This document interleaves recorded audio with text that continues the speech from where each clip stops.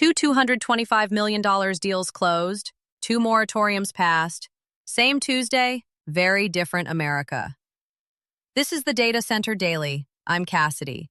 Today, I-squared closing on 10 Cogent Fiber facilities, Iren locking in air-cooled Blackwell for Childress, and Nevada and Arkansas both voting to hit pause on data center permits in the same day. Matt here, and yeah, I want to know how long those bans last once a developer walks in holding a state-issued permit. Exactly. Let's get into it. From Crypto Briefing. I-squared Capital just wrote a $225 million check for 10 data center facilities from Cogent Fiber LLC. The acquisition gives the Miami-based infrastructure investment firm roughly 53 megawatts of installed power capacity and 259,000 square feet of co-location space spread across 9 major U.S. markets. I-squared Capital, $225 million, 10 facilities, 53 megawatts, 259,000 square feet. Cogent Fiber is the seller, and Cogent Communications is taking the cash straight to debt reduction. This closed yesterday, and that's the part that matters after we flagged the secondary market thread Tuesday. The up to $1 billion part is where I hit the brakes. $225 million is signed and done. The other $775 million is stated intent from an infrastructure fund. Those are different things, and I want to know what's actually committed capital versus platform build marketing. The concrete part is Chicago, Atlanta, Phoenix, California, Texas. Legacy purpose-built assets in dense urban markets, already energized, already in the queue. The $225 million is the floor. The billion is the thesis. Here's Telecompaper. Australian-based global neocloud provider Iren said it has entered into an agreement with Dell to supply air-cooled Nvidia Blackwell-based systems for deployment at its Childress, Texas campus as the company expands infrastructure supporting its AI cloud services business. The systems are intended to support a previously announced 5-year managed services AI cloud contract valued at USD $3.4 billion. Iren Dell. Air-cooled Nvidia Blackwell systems, Childress, Texas.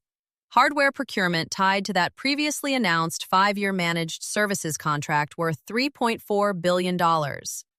And that air-cooled spec is the detail to sit with, especially after yesterday's water district vote in Pahrump. Childress is deep in ERCOT territory.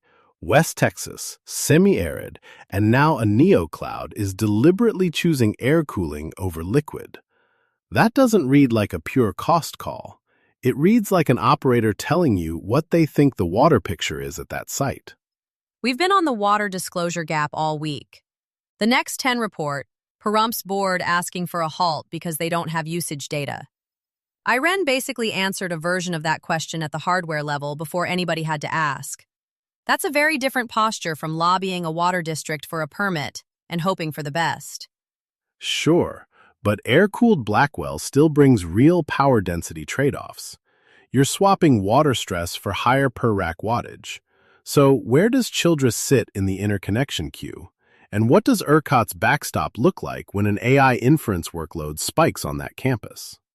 This one's from Hoodline. Pahrump's water watchdogs just drew a hard line. The Nye County Water District Governing Board voted Tuesday to ask county commissioners for a temporary halt on new data center projects in the Pahrump Valley, arguing that the region's already strained groundwater supply cannot handle another major draw. Pahrump, Nevada. The Nye County Water District Governing Board voted May 26th to ask county commissioners for a halt on new data center projects, citing groundwater stress in Basin 162. The draft ordinance would classify data centers as a non-permissive use of water in that basin. Here's the catch. This is a water district board asking commissioners for a moratorium. That's advisory. It's not an ordinance. It's a request. Pulaski County's Quorum Court actually passed a 12-month permit ban. Headlines call both moratoriums, but one has teeth and the other is waiting on a different body to act. And the Pahrump issue is specifically groundwater. Basin 162, evaporative cooling limits, source water protection. That's a different regulatory lever than Longmont's 5% of city load demand threshold, or Pulaski's blanket permit ban. So now we've got 4 distinct legal instruments in 1 week: a water district advisory request, a demand threshold ban, a county permit ordinance, and Arkansas's self-sufficiency mandate. 4 instruments, 1 week. Fine. But the harder problem for Pahrump is jurisdiction. The second a developer shows up with a state-issued water permit for Basin 162, what exactly does the county commission's moratorium, if they even pass it, actually stop? Nevada water rights run through the state engineer's office, not a county zoning board. Daniel McFadden, writing in Arkansas Democrat-Gazette. Pulaski County became one of the latest government bodies in the country to impose a moratorium on data centers Tuesday night. The County Quorum Court passed an ordinance that imposes a 12-month ban on the county accepting, processing, reviewing, and approving any zoning applications, site plans, building permits, special use permits, or any variances for the development or construction of data centers. Pulaski County Quorum Court, Tuesday night. 12-month ban, full stop. No zoning applications, no site plans, no building permits, no special use permits, no variances for new data center construction or expansion. Sponsored by Justice of the Peace Rebecca Davis, passed through the Quorum Court.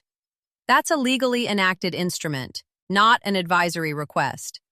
And they carved a VIO out immediately, 8-6 plus 1 on the amendment, the thinnest possible majority to grandfather in the one project already in the ground because J.P. Stowers was worried about financial liability exposure.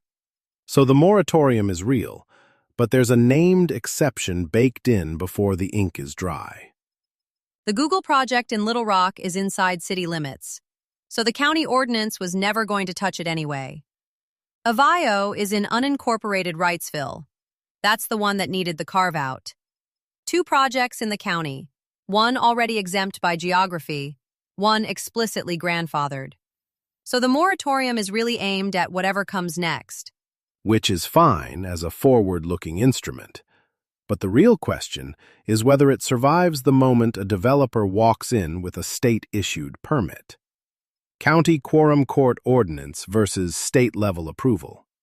I want to know which Arkansas statute controls, because we passed an ordinance and we can enforce an ordinance are 2 different things. If you follow AI infrastructure, you may also like Anthropic Pentagon Watch, a daily briefing on Anthropic's fight with the DoD over Claude, military AI use, autonomous weapons, and procurement blacklisting.